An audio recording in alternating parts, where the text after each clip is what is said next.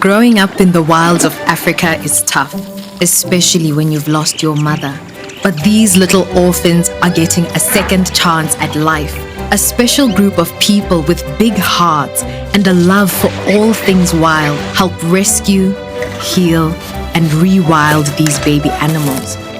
Some require urgent medical attention, while others need to learn how to feed, rebuild their confidence, and some just need a little love to develop and grow. This is Wild Orphan Rescue.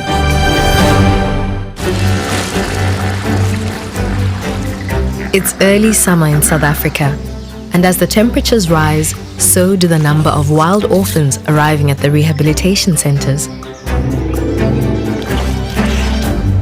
Over at Umoya Kulula Wildlife Center, just 60 kilometers from the borders of the Kruger National Park, owner Emma Deyaga is on the lookout for some of Africa's finest insects and bugs for one very small and busy new orphan.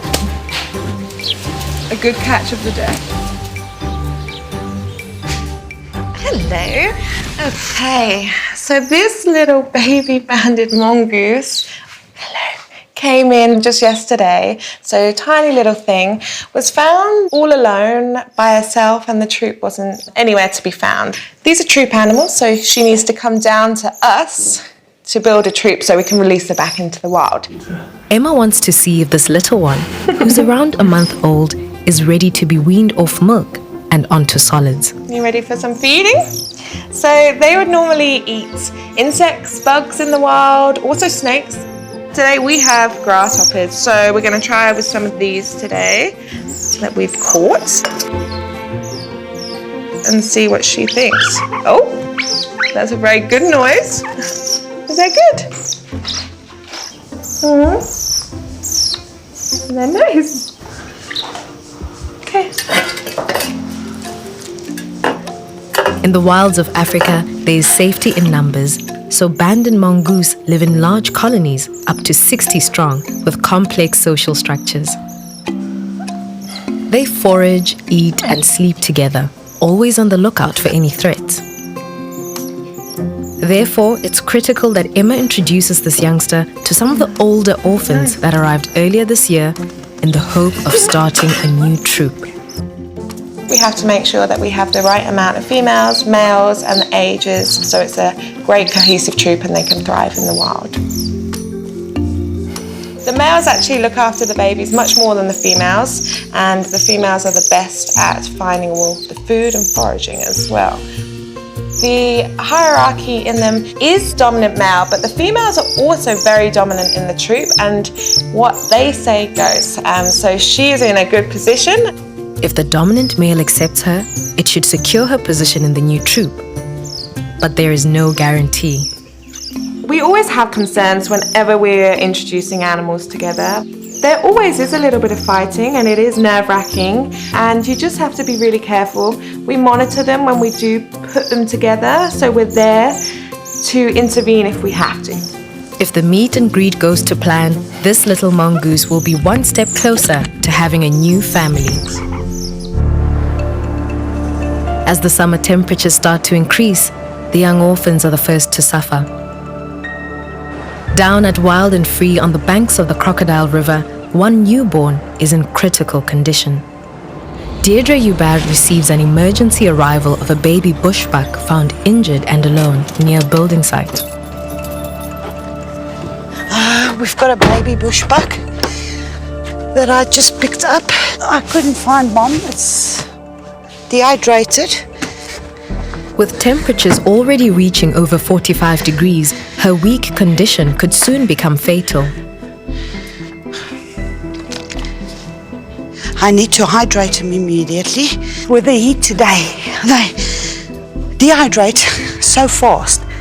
And then their blood sugar falls and it fits and then he dies. He's already panting. Come, Papa.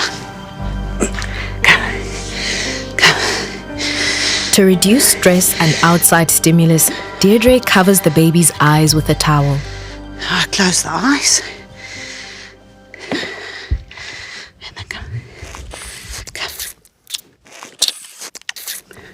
There you go. The foreman phoned me and said to me, Mom was there 2 days ago.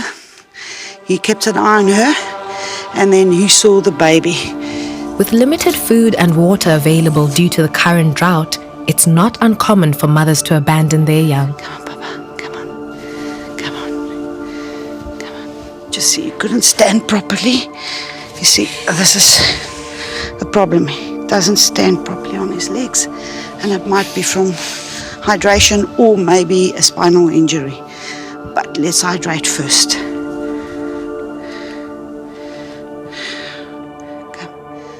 We try to give them as much hydration in as possible. If he wasn't responsive, then we would have done subcutaneous injections.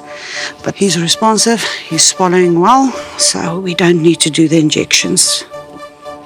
He is definitely about 5-6 days old because the umbilical cord is already dried up.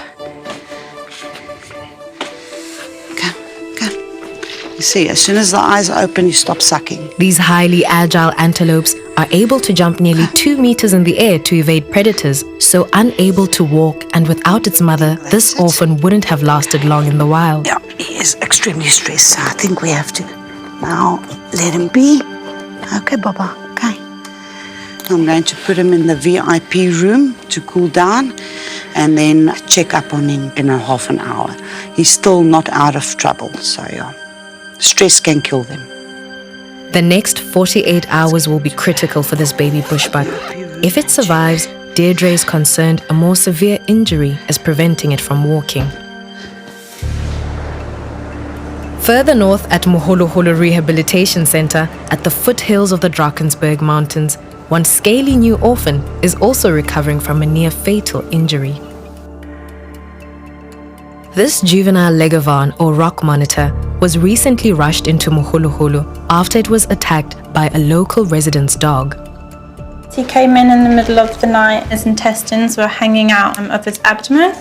But lizards and reptiles are quite hardy animals, so he's already doing so much better than we assumed he was going to do. After emergency surgery to close up the laceration, the juvenile lizard appears to have made a full recovery. But clinic nurses Becky Lambert and Nikita Jackson still need to remove his stitches before his release. Rock monitors are one of Africa's largest lizards and can grow up to 2 meters in length. Even this juvenile is strong enough to cause serious damage with its razor-sharp claws, powerful bite, and whip-like tail. So Becky and Nikita need to handle it with care. So we've had the stitches in for 2 weeks now. So we're taking them out today, and then we'll maybe just give him today just to check how the wound goes, how he's moving, if nothing's going to open. And then if all's good and well, we can release him. We're even surprised he made it with the state that he came in with. He's picked up a lot of weight, which is great. I think that's healed up pretty well. His skin looks like it's gone back together. So we're just trying to get the last stitch out. His skin is like closing up around the stitch, but we're getting there. Yeah, I think this is the last one. With the stitches out, it's important to clean and seal the wound to make sure no flies or maggots get in once he's released. Just a little bit. Yay! So this will help him. The flies won't bother him if this opens a little bit or anything like that. Okay, we're going to put him back in the box and get him ready for release. Let me bring you the box. Okay. With the wound holding and after a belly full of food, the juvenile lizard is ready for release. Rock monitors are highly adaptable and found all over southern Africa, but their favorite place to live is by the water.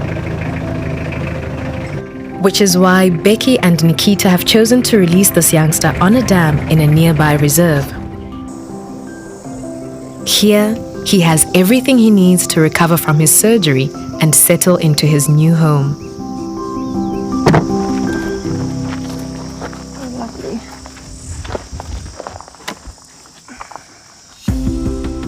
Okay.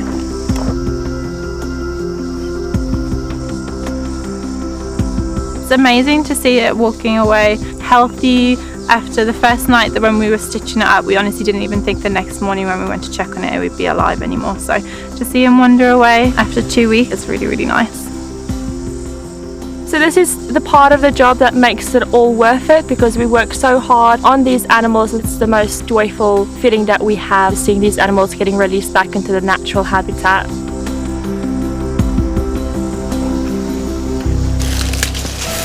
Healing an animal back to health, ready for release, is the driving force behind all the animal rehab centers. Hidden within the vast citrus farms of Litsitele in Limpopo, we find Riverside, one of the world's first primate rehabilitation centers. This sanctuary cares for and rehabilitates over 500 orphan baboons and vervet monkeys before they are released back into the wild. Today, over at the center's clinic, one of the young resident vervets has an injury that requires urgent attention. Poppy is recovering from a serious bite to her tail. Vervets use their long tails for balance in the trees, so this important appendage is regularly groomed and well maintained.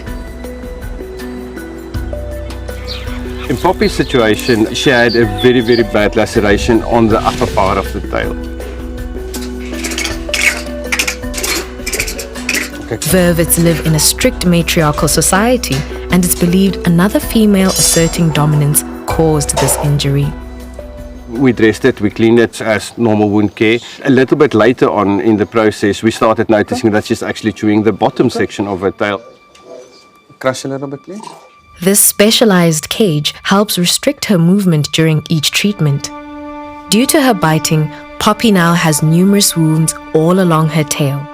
She actually is trying to get rid of the pain, and then she starts chewing, and that actually makes it a little bit worse. To prevent infection, Mias must sterilize each wound, followed by an antibacterial cream. So what we're going to do now is just clean it a little bit, redress it, and then she'll be good to go. I'm sorry. No, I'm sorry, my girl. Mias needs to clean and redress Poppy's wounds every 2 days to give her tail time to heal. And unfortunately, she's dealing with a couple of bites. It's not just one. To stop Poppy picking at her wounds or causing any further damage, the majority of her tail is gauzed and wrapped.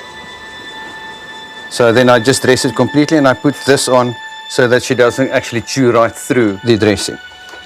There we go, we're halfway there. Are you doing good, my girl? Oh, Poppy. So I'm putting on a double layer. That just makes it a little bit harder for her to actually get the dressing off and start chewing the tail. That is another successful tail dressing. Lift that up, release. Oh, what a pretty tail you have. Oh, you got such a beautiful tail. Poppy will remain in isolation for the next few weeks, where her condition can be closely monitored. This temporary enclosure helps restrict her movements and keeps her wound sterile while she heals. Unfortunately, she's not in a state where I feel comfortable to release her from clinic just yet, but she's showing really good signs of improvement. Only once her wounds heal can she rejoin her troop in the introduction enclosure before their release into one of the large, semi-wild forests. It's important for the rehab centers to try and replicate life in the wild for many of the young orphans that come into their care. Whether it's providing food, touch, or just the support of family. And if the animal can be reunited back with its own mother, then it makes it all the more special. Just an hour's drive outside of Johannesburg, hidden along the grass borders of Mpumalanga, we find Horseback Africa. Here, Dr. Colin McRae, along with his family and dedicated team, run various wildlife awareness programs for animal conservation. The general concern in the world is that people are populating the world. We're displacing, we're multiplying, getting more and more of us on this planet, and it's leaving less and less space for wildlife. Colin believes that working and interacting with wild animals safely is one of the best tools to educate the general public on wildlife conservation. Today, Colin is out checking on a very special orphan that he's hand-raised since birth. Fenna is an 18-month-old giraffe. Despite towering over 2 meters tall, she is only a third of the size of an adult and still has lots of growing to do. Here in the reserve, she is free to explore and graze under the watchful eyes of her mother. But her start in life was not so simple. Last season, 2 of the female giraffes on the reserve gave birth, but Fenna's mother confused the other newborn for hers. In the chaos and fighting, Fenna was abandoned. We got there and we looked carefully, and there was a little baby giraffe lying there. It was still struggling to get up. It was already had ants all crawling over it. And then you have the dilemma, what do? If you leave the little baby there, it's for sure going to die. The 2 females are fighting. She doesn't realize that her baby's lying there, and they would have just walked off. And that's the decision that you have to make then. What do we do now? Colin and his son rushed the newborn calf back to the lodge. Using surrogate milk from a local dairy farmer, they eventually managed to get the calf to feed. It was an absolute learning curve. It was not expected. We had no idea. We have raised various animals. We'd raised zebras and blue wildebeest and things like that. So we knew the basics, things like sterility and how to get them to drink and latching on. But you know that there's no record of anybody in South Africa having raised a giraffe from birth like that. Over the next 15 months, the little calf grew stronger and more confident every day, becoming part of their family. She would follow us around. She'd walk around the garden, the lodge gardens, and she liked company, but she wasn't dependent. It was a very strange thing. She would come into our house and just for friendship, just for company, not to come and get food. As Fenna grew up, she ventured further into the reserve, and Colin knew it was time to reunite her with her mother. She was about 1.5 years old, completely independent. She was starting to interact with the giraffe on the property already. It was so beautiful to watch it. She'd go up, they were starting to make friends, and that's the sign that she's going to be accepted by them. We were really excited. Day by day, Colin would walk out into the reserve with Fenna to watch her reconnect with her mother and slowly break her human ties. You have the reward where you raise an animal, you rehabilitate it, and you let it go, and off it goes into the wild. And that's the prize number 1 that you get. Today, the young giraffe is feeding and roaming the reserve on her own, fully wild and free. During the rehabilitation process, the sooner orphans can be reunited with their own species, the better. And for some troop animals, it's a matter of life or death. Back at Umoya, it's time for the baby mongoose to meet one of the larger, dominant males in the enclosure next door, in the hope of starting a new troop. Okay, you ready, little girl? Okay. All right. Okay, so I'm just going to pop her in her box, and we're going to take her over in this first, so it will give him a chance to smell her first before he sees her. All right. Are you ready? Male banded mongoose can be highly aggressive over territory, and often infighting occurs over food and breeding rights. So hopefully being female should give this little orphan the advantage. Understandably, it's off to a nervous start, before things take a turn for the worse.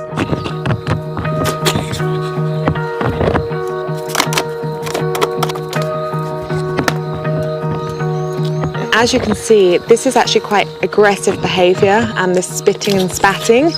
And so it's really important that we're letting this mongoose here get a scent first before we bring them together. Mongoose have a nasty bite, and their sharp teeth can kill lizards, birds, and even snakes. So Emma can't take any chances with the little orphan.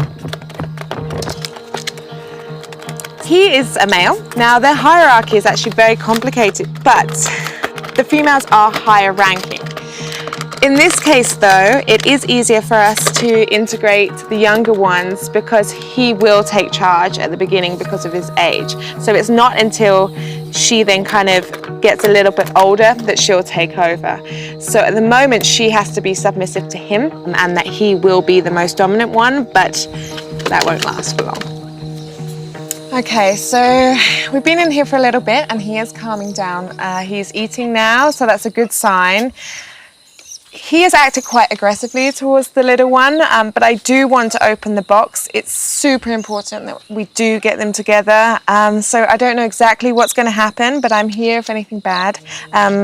So yeah, I think we need to take that risk and let's see how it goes. So I'm just going to open the latch here.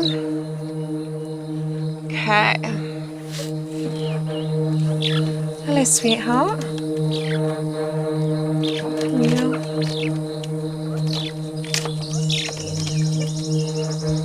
Okay, it's coming. Okay, so we want to see it. Okay, all right.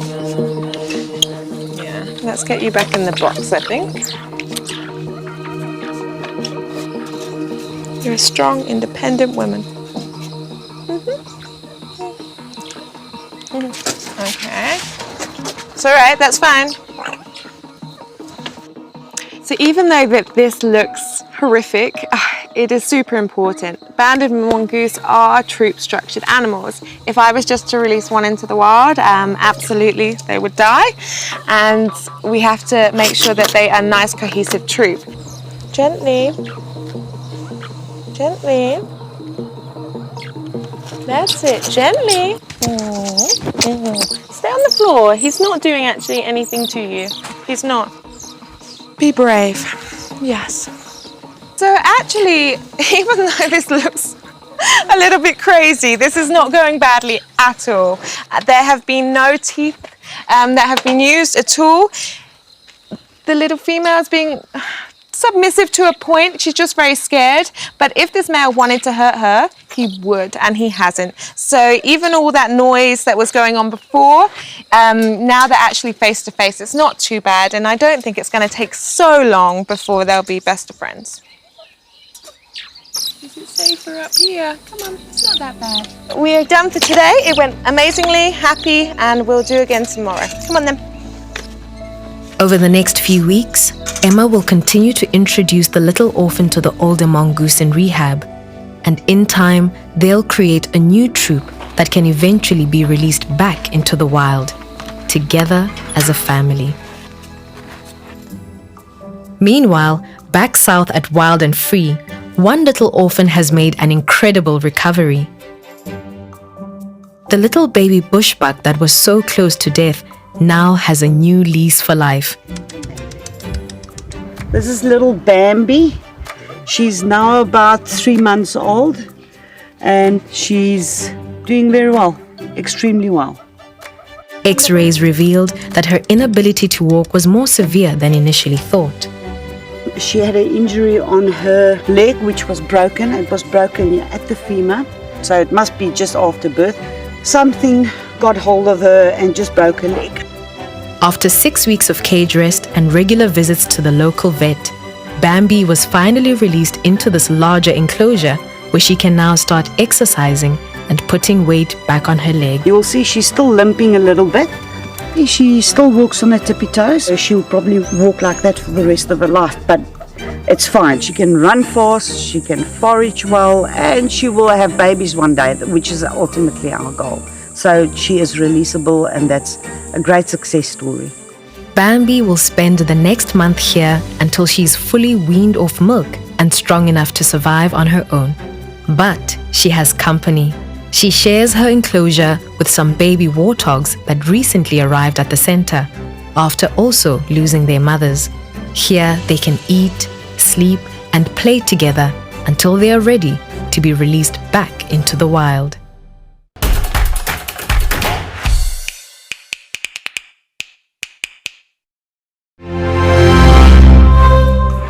Growing up in the wilds of Africa is tough, especially when you've lost your mother.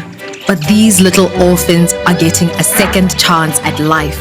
A special group of people with big hearts and a love for all things wild help rescue, heal, and rewild these baby animals. Some require urgent medical attention, while others need to learn how to feed, rebuild their confidence, and some just need a little love to develop and grow. This is Wild Orphan Rescue. It's summer in South Africa, and this season's baby animals are exploring the new world around them. It can be exhausting learning to walk, climb, and explore. So as the days heat up, many of the animals find time to cool off, especially Africa's largest animals. Nestled between the Drakensberg Mountains and the Kruger National Park, we find Herd, South Africa's first elephant orphanage. With the growing numbers of displaced calves due to poaching, Adine Rood built a dedicated center to rehabilitate baby elephants in need. Today, one very special baby calf is accompanying her new family, the Jabulani herd, to the local waterhole. Little Khanyisa is an albino elephant that arrived at the center earlier this year after being found trapped and barely alive in a man-made snare. After months of healing and rebuilding her strength, she is now ready to progress into the next stage of her rehabilitation.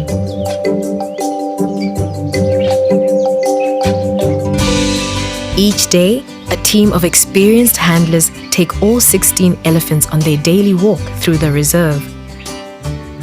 One thing that's essential for herd and for especially your elephant care is to have a strong team behind you.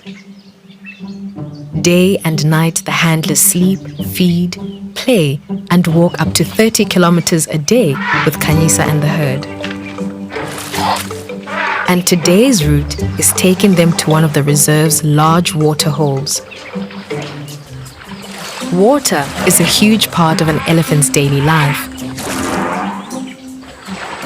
Elephants can drink up to 200 liters a day, so this is a great chance to rehydrate.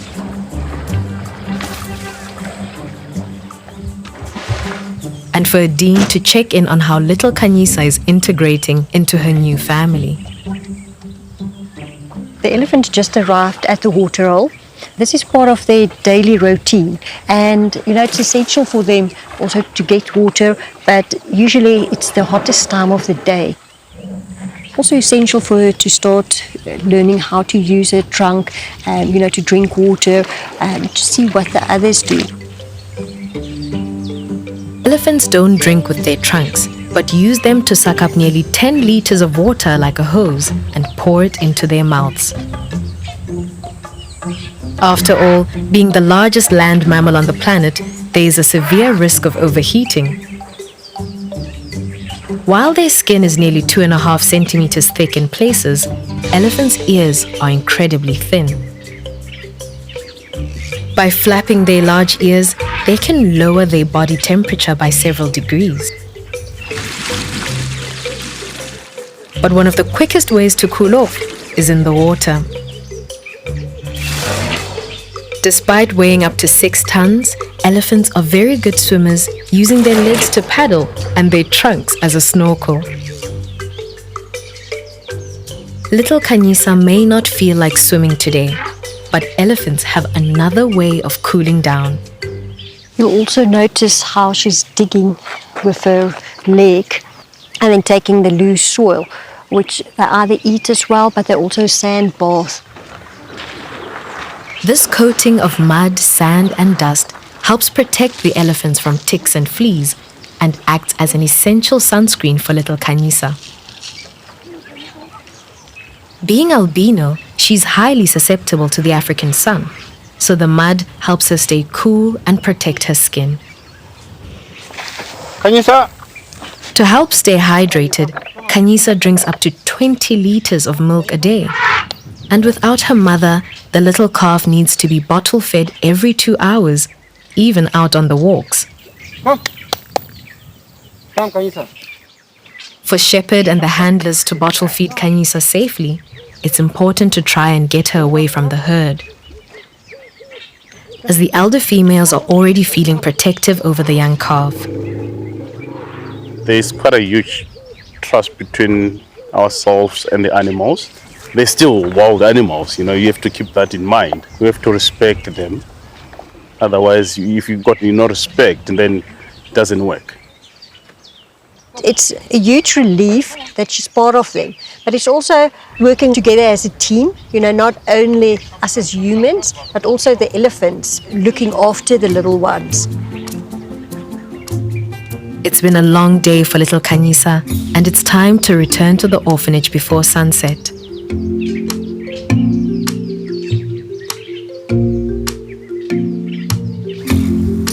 While the Jabulani herd sleep in the stables, the little calf returns to her nursery each night, just next door. When you accept an elephant orphan, you need to realize it's a 60-year responsibility that you take on. They only wean at the age of 4. Although they're very sweet and cute when they arrive, that responsibility is huge. For me, it is a real blessing in the long run that they accept her, because that is her family, and she's going to spend a lot more time with them, but also a lot more years. They're going to outlive me completely. Despite nearly losing her life to a man-made snare, thanks to Adine and her team of devoted carers, along with the Jabulani herd, little Kanyisa is getting a second chance with a new family.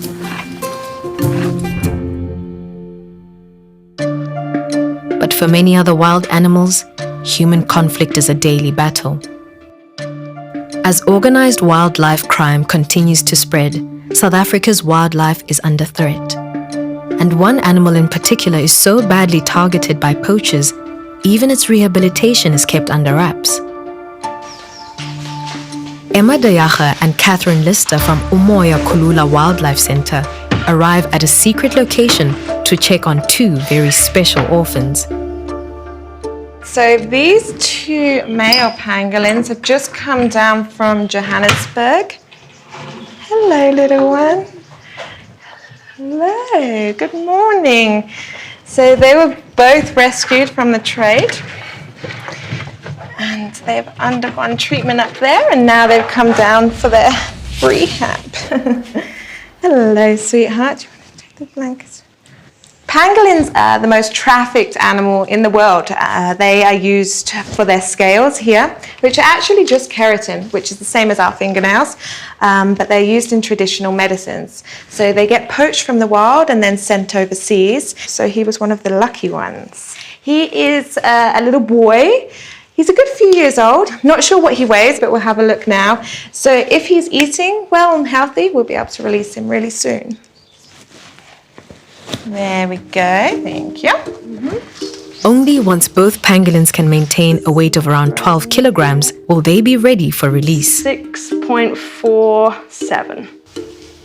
The condition of their scales, claws, and overall health is recorded and updated throughout their rehabilitation. And lastly, we're just going to record his behaviour. He's actually quite friendly. Normally, a pangolin's defence mechanism, they will roll up into a ball. So he's quite relaxed around us, which is a good sign, and it makes it easier for us to walk in tonight.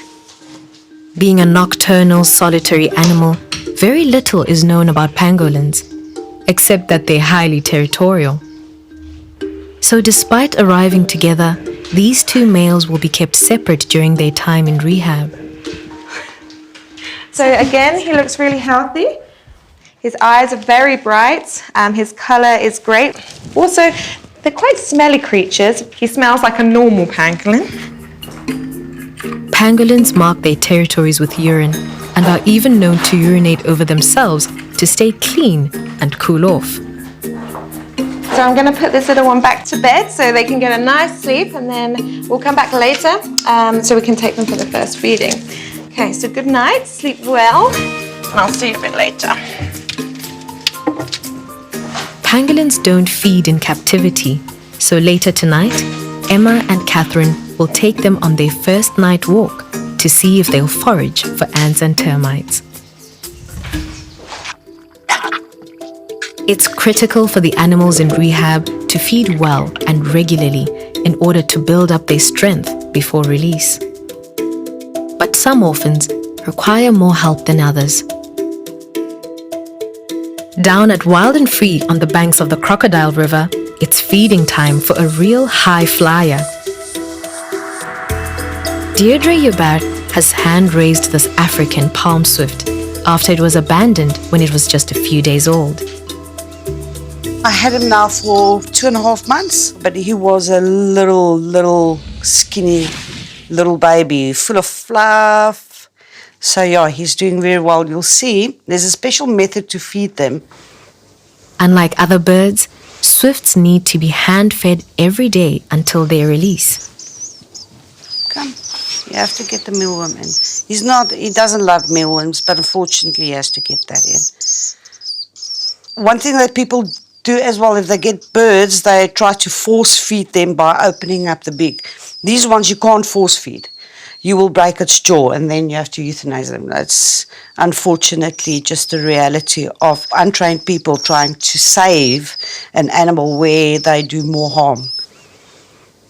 As well as feeding him, Deirdre also has to keep the swift hydrated.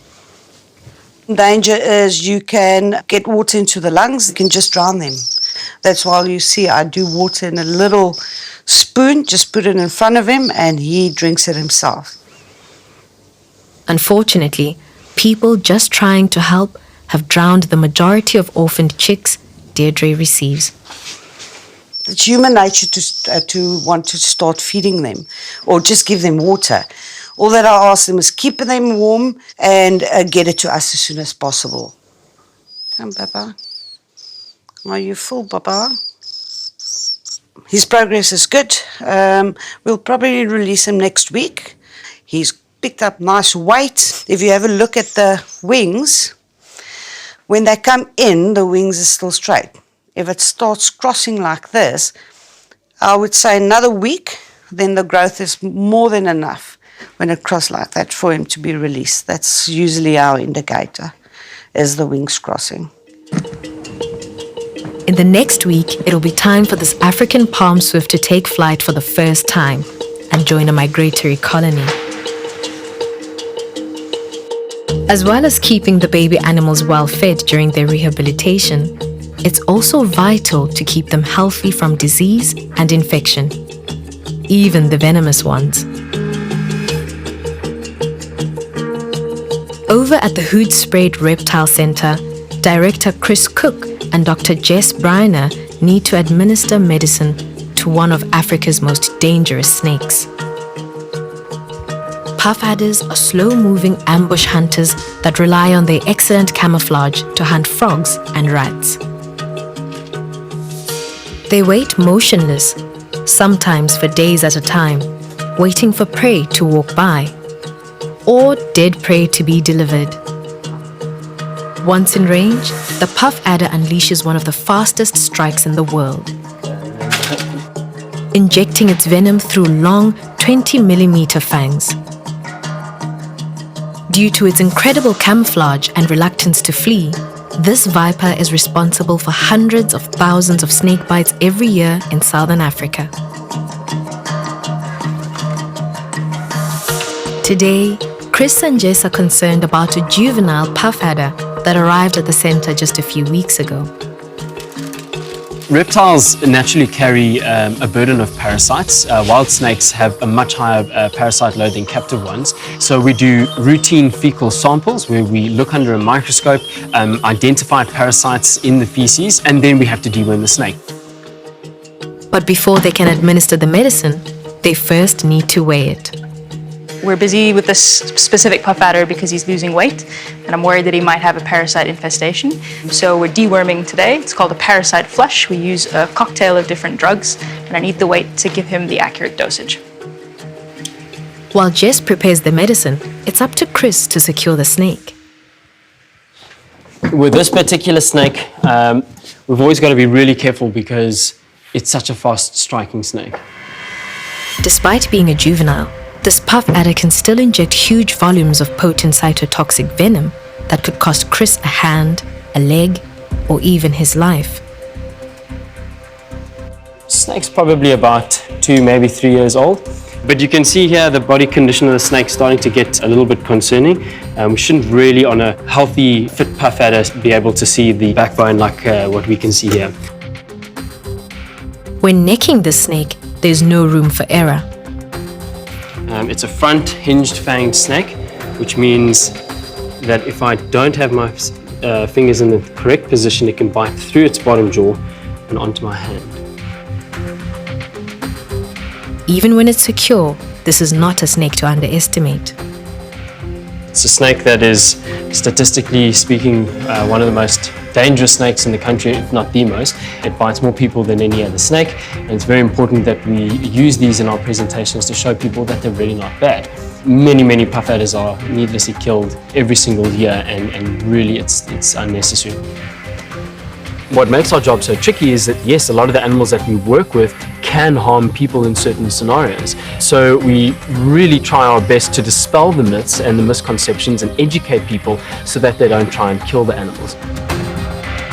Before Chris loses his grip, Jess inserts the lubricated tube down into the snake's stomach to administer the deworming solution. So obviously with these guys, distance is key for me, which is why I use the tweezers and not my fingers to run the tube in. Okay, there's one fang coming out.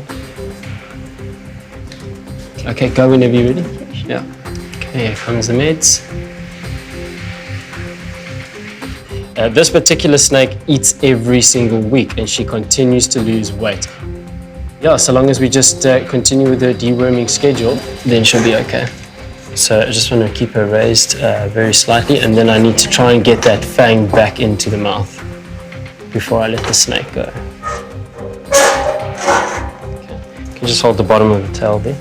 And all I'm going to do, I actually don't want the other one to come out, but I've got to get this back into the mouth. There we go. Okay, perfect. Okay, if you can just grab the table. So now this is the most dangerous part. You cannot, as with other snakes, just simply let the snake go. The snake's got such lightning reflexes that if you just were to sort of drop the snake like that, it can turn back really quickly and bite. So I always repin and then release the snake. Chris and Jess will continue to monitor the youngster's condition over the following weeks. Once it starts putting on weight again, they can find a safe release site and return this puff adder to the wild. It's important that all the rehabilitated orphans are old enough, strong, and healthy before their release, giving them the best chance of survival, especially if they need to fly for the rest of their life. Back down at Wild and Free, another orphan is also ready for their release. The baby swift is finally strong enough to take to the air for the first time and join a migratory colony. This little swift is ready to go. I've hand raised him for 2 months. He has made it, and once I throw him in the air and he takes flight, he will probably not come back to earth. He will fly for the rest of his life. Swifts feed, mate, and even sleep in the air. They've got the ability to rest half of their brain by closing just one eye and the other one is open in flight. It's time for this little orphan to take to the skies. Go well, little one. This fast-flying migratory bird will spend the rest of its life in the air, reaching speeds of more than 160 kilometers per hour. Once you release them, the males never come back to earth. The females only come down to have the eggs and the young. Seeing them back and the others joining him, it is amazing. And you can even see them playing in the wind. I love it. That's why I rehab is to see this. He's happy. That's where they belong. It's back into the wild.